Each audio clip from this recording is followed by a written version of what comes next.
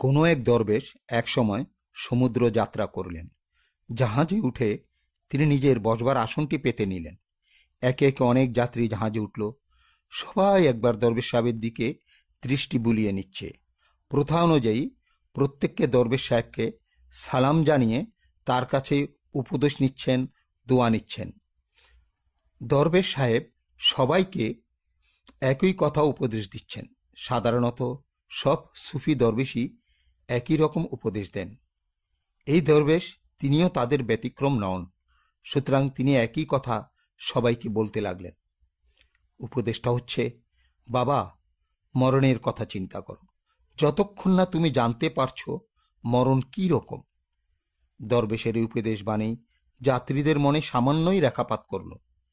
কারণ দরবেশগণ তো হামেশাই এই ধরনের উপদেশ দিয়ে থাকেন। যাই হোক, জাহাজ চলতে লাগলো। কিছু সময় চলার পর মাঝ সমুদ্রে গিয়ে হঠাৎ আকাশে মেঘ দেখা দিল। তারপর শুরু হলো প্রচণ্ড ঝড়। জাহাজের যাত্রীরা ও খালাসিরা ভয়ে হায় মাতম কান্নাকাটি শুরু করলো। কেউ আজান দিচ্ছে, কেউ কালিমা দুরুদ পড়ছে, কেউ চিৎকার করে মাথার চুল ছিঁড়ছে, কেউ আল্লাহর কাছে হাত তুলে মোনাজাত করে ক্ষমা প্রার্থনা করছে। সবার কণ্ঠে একই আওয়াজ, হে আল্লাহ, ঝড় থেকে বাঁচাও, জাহাজ রক্ষা করো। কেউ কেউ ভয়ে হাও মাও করে কাঁদতে শুরু করলো। জাহাজের দোলায় কে কোথায় ছিটকে পড়ছে তার কারো হুঁশ নেই। ঝড় বাড়ছে, জাহাজ বুঝি আর বাঁচবে না, এখনই ভেঙে পড়বে এই বিশাল সমুদ্রের বুকে। জাহাজে এত তোলপাড়, এত কাণ্ড হচ্ছে, অথচ দরবেশ সাহেব যেখানে বসেছিলেন ঠিক সেখানেই তিনি অনড় হয়ে বসে রয়েছেন। ভাবখানা এইরকম যে যেন কিছুই ঘটেনি, অথবা যা ঘটছে তা নিতান্ত স্বাভাবিক ব্যাপার, প্রতিদিনই ঘটে।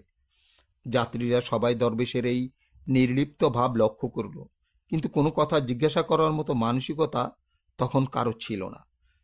যা হোক, কিছুক্ষণ পর ঝড় কমে গেল।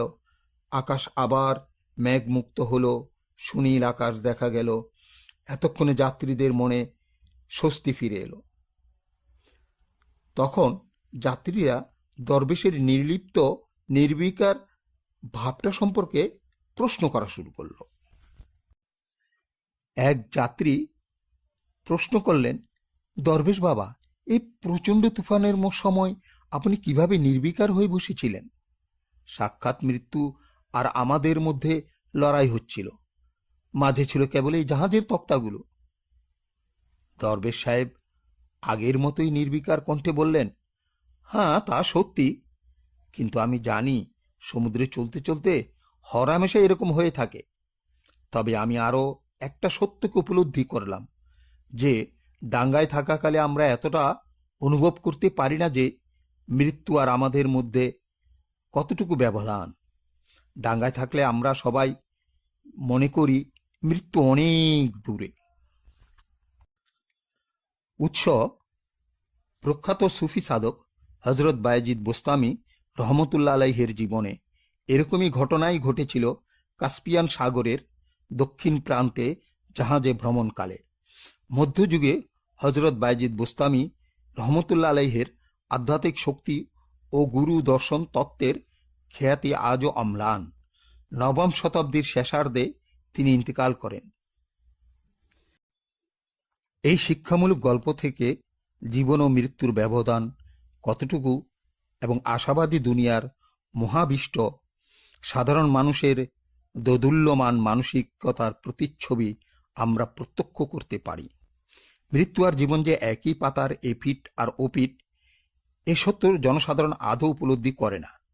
বিপদে পড়ে মৃত্যুর মুখে দাঁড়িয়ে সাময়িকভাবে এই কঠোর বাস্তব সত্যটি উপলব্ধি করলেও দুনিয়াদারির মোহে তা পরক্ষণেই ভুলে যায়।